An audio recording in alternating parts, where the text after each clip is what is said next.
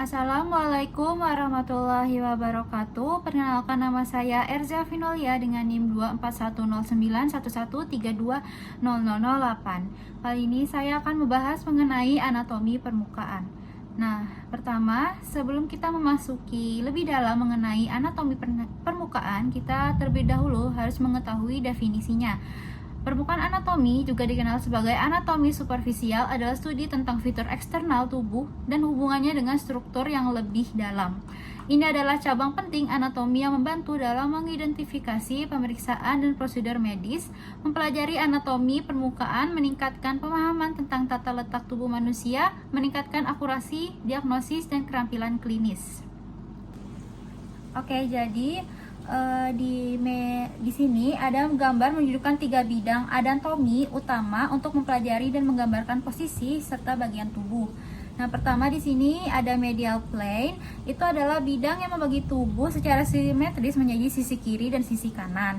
Medial plane juga diterapkan pada tangan dan kaki, yaitu medial plane of hand sama medial plane of foot. Nah, di sini lanjut kita ke sagittal plane. Sagittal plane itu adalah membagi tubuh menjadi bagian kiri dan kanan yang tidak harus simetris. Oke, untuk melihat bagian internal tubuh di sisi kiri atau kanan. Nah, setelah itu di sini ada frontal coronal plane. Nah, di sini terlihat bidang ini tuh membagi tubuh secara vertikal menjadi bagian depan, anterior, dan belakang, posterior. Jadi ini anterior, di sini adalah posteriornya. Nah, seperti wajah dan punggung. Oke. Nah, terus di sebelahnya terakhir transverse axial plane, bidang transversal atau aksial. Nah, menjadi bagian atas superior dan di bawah adalah inferiornya.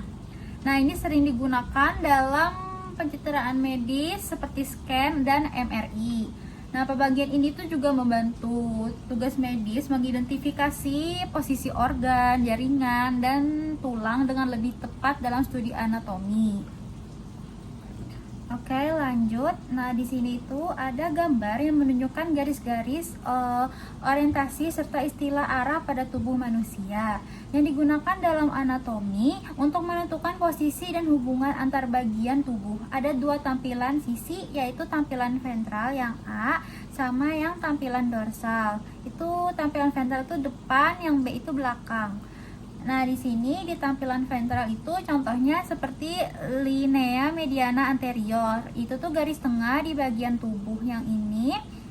Nah, setelah itu ada, kalau di belakang itu namanya linea mediana posterior. Terus contoh lagi seperti linea strenalis, itu adalah garis yang sejajar dengan tulang dada. Sedangkan yang di belakang tuh ada linea paravertebralis, itu juga garis di samping tulang belakang di sini. Nah, terus itu di sini contoh lagi seperti ini. Ini adalah proksimal dan distal. Nah, proksimal itu menunjukkan bagian yang lebih dekat dengan pangkal tubuh atau titik awal. Terus di sini ada distal, yaitu menunjukkan bagian yang lebih jauh dari pangkal tubuh atau titik awal, misalnya ujung jari. Nah, di sini tuh juga ada di belakang ya. Misalnya plantar. Plantar itu adalah bagian telapak kaki. Pokoknya kalau misalnya di depan itu adalah palmar, ini telapak tangan, itu palmar, sedangkan di belakang itu dorsal. Oke, nah di gambar sini terdapat bagian tubuh pria dan wanita. Nah, pertama di sini ada membran superius, itu adalah anggota tubuh bagian atas. Nah, di sini ada brachium, artebrachium, dan manus. Brachium itu adalah lengan atas, artebrachium itu lengan bawah, terus itu ada manus, itu adalah tangan. Nah, setelah itu di sini ada membrum inferius, ini adalah anggota tubuh bagian bawah. Nah, di sini itu ada femur, crus, sama pes. Femur itu adalah paha, crus itu bagian bawah kaki atau betis, pes itu adalah kaki. Nah, setelah itu di sini di bagian wanita ada caput, itu adalah kepala, terus ada colium, itu adalah leher, terus ada toraks, abdomen, pelvis. Nah, itu adalah dada, perut, pinggul. Oke. Jadi di sini tuh ada gambar ini tuh menunjukkan 3 jenis nih penampang anatomi pada anggota tubuh manusia. Nah, yang pertama itu ada longitudinal section. Terus itu ada, nah yang ini ada di A. Penampang itu tuh memotong sepanjang sumbu tubuh itu dari atas ke bawah. Nah, itu di situ pada contoh di gambar itu kan, di bagian tungkainya di bawah kaki itu dipotong secara longitudinal sehingga kita bisa melihat strukturnya itu seperti tulang otot ini. Nah, dan pembuluh darahnya itu tuh tersusun sepanjang kaki yang ini. Terus itu kedua ada transverse section. Nah, di sini tuh ditunjukkan pada gambar yang B ini. Nah, itu tuh penampang ini tuh memotong tubuh secara melintang. Nih, tegak lurus terhadap sumbu panjang tubuh. Nah, pada contoh di gambar ini tuh lengan dipotongnya itu secara melintang sehingga terlihat susunan ototnya itu terlihat tulang dan jaringan lain dalam lingkaran potongannya melintang juga. Nah, setelah itu ketiga ada oblique section. Nah, ini tuh penampang oblik, itu tuh ditunjukkan pada gambar yang C ini. Nah, penampang itu tuh dibuat dengan sudut tertentu, tidak sejajar atau tegak lurus terhadap sumbu tubuh di sini. Nah, jadi pada gambar ini tuh terlihat kan kalau misalnya dipotongnya itu secara miring. Nah, terus itu memberikan tampilan penampangnya itu pada sudut tertentu yang memperlihatkan strukturnya ini diperlihatkan dalam perspektif yang unik. Jadi bisa kita lihat kan dari sini. Kelihatan di sini. Nah, jadi ketiga jenis penampang ini itu penting dalam anatomi karena masing-masing mereka itu memberikan pandangan berbeda terhadap struktur internal tubuh. Nah, memungkinkan juga para dokter, ilmuwan, dan pelajar itu juga memahaminya itu susunan organnya itu dengan jelas. Jadi kita bisa tahu jaringannya dan strukturnya itu bagaimana gitu. Oke, jadi di sini itu ada gambar. Nah, jadi kali ini saya akan membahas yaitu pertama tentang mengenai rambut, setelah itu hidung dan telinga. Nah, jadi pertama kita masuk dulu nih ke rambut. Fungsinya itu apa sih fungsi rambut itu? Nah, fungsinya itu banyak ya. Jadi pertama itu perlindungan, yaitu jadi itu rambut itu melindungi kita itu dari kulit kita itu dari paparan matahari. Nah, jadi itu membantu melindungi dan dari benturan atau trauma ringan. Setelah itu ada mengatur suhu tubuh. Rambut itu berfungsi untuk menjaga suhu tubuh, terutama rambut di kepala yang bantu mencegah hilangnya panas dari kepala. Setelah itu ada sensorik. Rambut itu memiliki folikel yang terhubung dengan ujung saraf, membuat rambut bisa merasakan rangsangan fisik dari sekitarnya. Misalnya bulu halus di tangan dan kaki itu membantu mendeteksi sentuhan atau getaran ringan. Setelah itu ada penghalang debu dan kotoran. Nah, rambut itu pada bagian tubuh tertentu seperti alis, terus bulu mata, dan rambut itu berfungsi untuk mencegah debu atau partikel asing masuk ke mata dan saluran pernapasan. Jadi itu kan berbahaya kan, misalnya kita itu nggak ada bulu mata dan alis, itu bisa masuk partikel-partikel yang akan membuat mata kita tuh infeksi dan lain-lain. Nah, jadi langsung aja kita masuk ke struktur rambutnya. Oke, jadi di sini gambar ini tuh menunjukkan struktur rambut. Jadi ada kulit bagian-bagiannya. Nah, jadi pertama di sini tuh ada hair shaft atau batang rambut. Jadi aku tulis dulu hair shaft ini tulisannya. Nah, jadi ini tuh bagian rambut yang terlihat di atas permukaan kulit.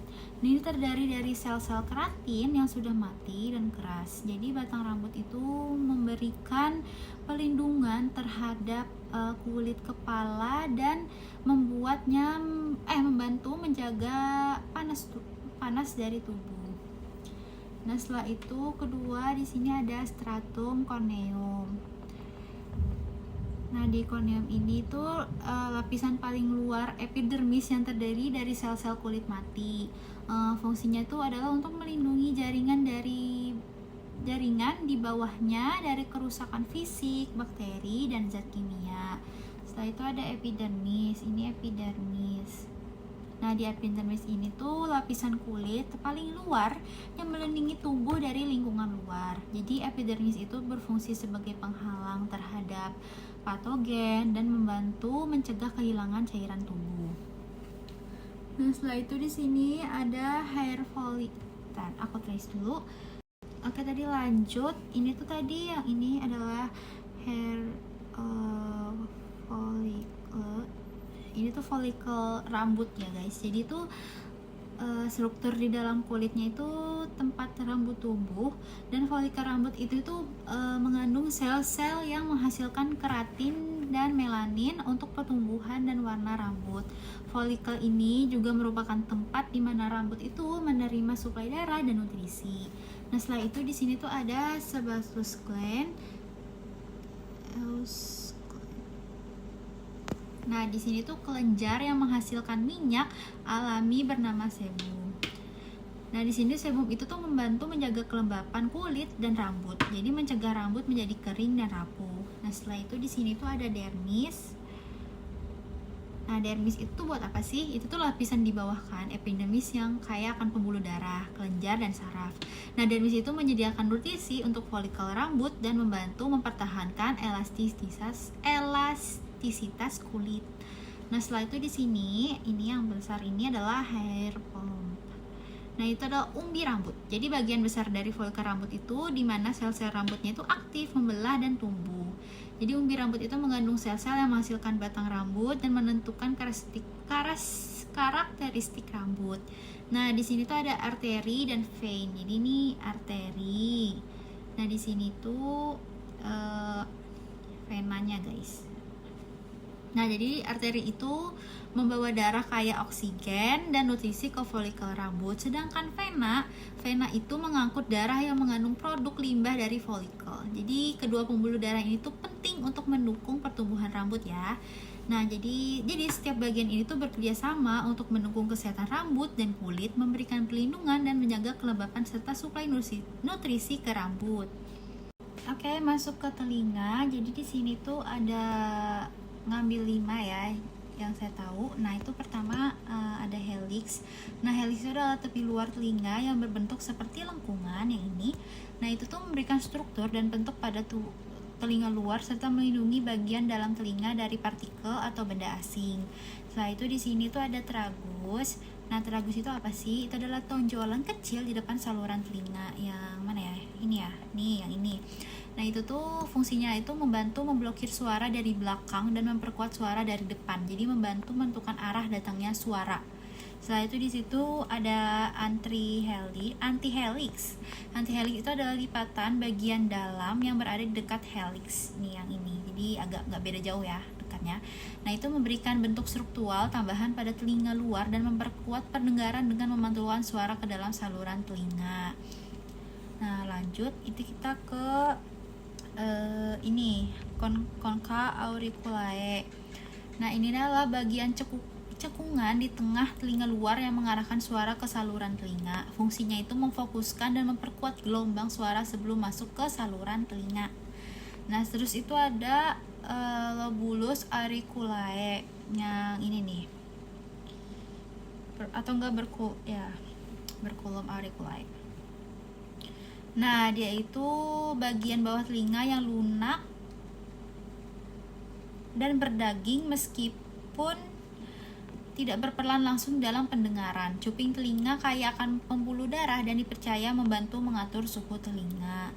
Jadi bagian-bagian ini tuh bekerja sama untuk menangkap, memperkuat, dan mengarahkan gelombang suara ke dalam saluran telinga. Jadi itu membantu kita mendengar lebih jelas.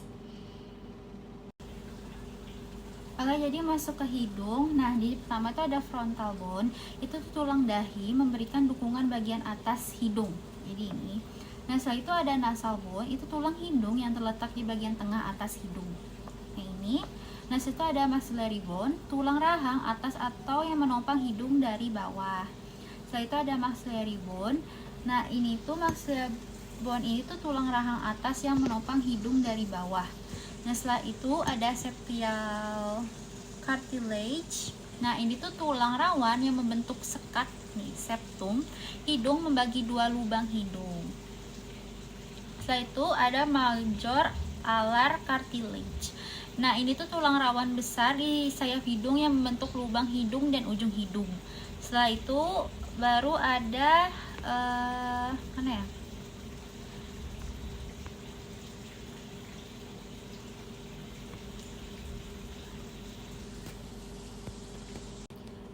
Oke, jadi lanjut ke abdominal region.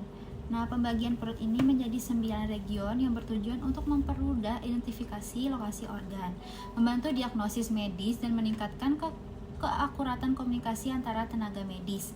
Dengan membagi perut secara spesifik, dokter dapat lebih mudah menentukan area mengalami masalah atau nyeri. Misalnya itu nyeri di right iliac region. Nah, itu dihubungkan dengan kemungkinan appendicitis. Sementara rasa sakit di epigastric region biasanya dikaitkan dengan masalah pada lambung atau pankreas. Nah, jadi pembagian ini juga sangat bermanfaat dan mengarahkan pemeriksaan lanjutan sehingga dokter itu dapat segera fokus pada area yang relevan. Nah, selain membantu dalam diagnosis, pembagian ini tuh berperan juga penting dalam pendidikan medis, memberikan standar yang memudahkan kita pelajar untuk memahami anatomi perut. Nah, standar ini juga mendukung penelitian medis dengan memberikan pedoman untuk mendokumentasikan lagi lokasi secara presisi yang sangat penting dalam analisis klinis. Nah, jadi dengan menggunakan kita sistem ini itu jadi menjadi lebih jelas dan lebih kita mengetahui dan juga mengetahui resiko kesalahpahaman karena setiap area itu memiliki penanda khusus untuk merujuk pada bagian tubuh tertentu. Oke, jadi untuk memahami proses kerja jantung, kita bisa mengikuti tahapan sesuai yang ada di gambar sini. Nah, jadi ini berikut penjelasan singkat dari saya ya. Jadi pertama di sini kan ada atrium kanan. Nah, di sini itu buat apa sih? Itu darah yang miskin oksigen itu di sini. Ya, misalnya dari seluruh tubuh mengalir masuk ke atrium kanan melalui vena besar. Jadi ke atrium kanan yang nomor 5 kan ke sini. Terus darah ini di sini tuh berkumpul untuk dipindahkan ke ventricle kanan. Jadi nanti dipindahkan ke nomor 5 yaitu ventricle kanan. Nah, setelah itu di sini kan ada 2 nih. Itu tuh appendix atrium kanan.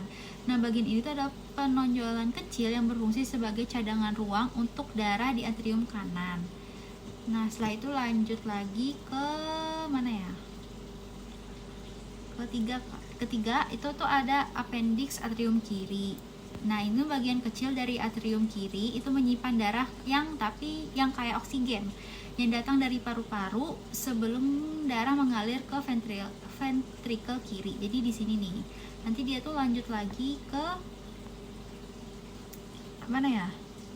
Ke sini nanti sama. Setelah itu di sini tuh ada yang keempat tuh alur atrioventrikular. Ini tuh memisahkan atrium dan ventricle menjadi jalur untuk beberapa pembuluh darah yang memasok kebutuhan darah jantung. Jadi ini ada apa ya namanya ya? Jalur gitu loh yang memisahkan mereka gitu. Nah, setelah itu di sini kan tadi masuk nih kelima, itu tuh adalah ventricle kanan. Jadi setelah darah masuk dari atrium kanan, ventricle kanan itu akan memompanya menuju paru-paru melalui arteri pulmonalis. Nah, di paru-paru itu darah ini akan menyerap oksigen dan melepaskan karbon dioksida. Nanti dia akan lanjut ke sini. Setelah itu ada ventricle kiri. Nah, di ventricle kiri itu darah yang sudah kaya oksigen dari paru-paru masuk ke ventricle kiri setelah melalui atrium kiri. Jadi kan dari sini tadi, dari sini. Nah, terus ventricle kiri ini tuh kemudian memompa darah ke seluruh tubuh melalui aorta. Jadi ventricle kiri memiliki dinding yang lebih tebal karena harus menghasilkan tekanan yang kuat untuk memompa darah ke seluruh tubuh. Jadi nanti dia ke aorta. Nah, setelah itu ada apex jantung yang di sini nih, dia di bagian ujung itu tuh untuk apa ya? Membantu aliran darah yang dipompa dari jantung menuju tubuh. Setelah itu di sini ada nomor 8 tadi, dia itu alur interventrikular anterior. Ini tuh batas dari permukaan depan antara ventrikel kiri dan kanan. Ini juga menjadi jalur untuk pembuluh darah utama yang memberi nutrisi pada dinding jantung. Jadi itu saja dari saya mengenai anatomi permukaan. Terima kasih. Mohon maaf jika banyak salah kata dalam pengucapan. Semoga di lain kedepannya saya lebih lancar dan lebih bisa mengerti lebih lanjut. Terima kasih. Wassalamualaikum warahmatullahi wabarakatuh.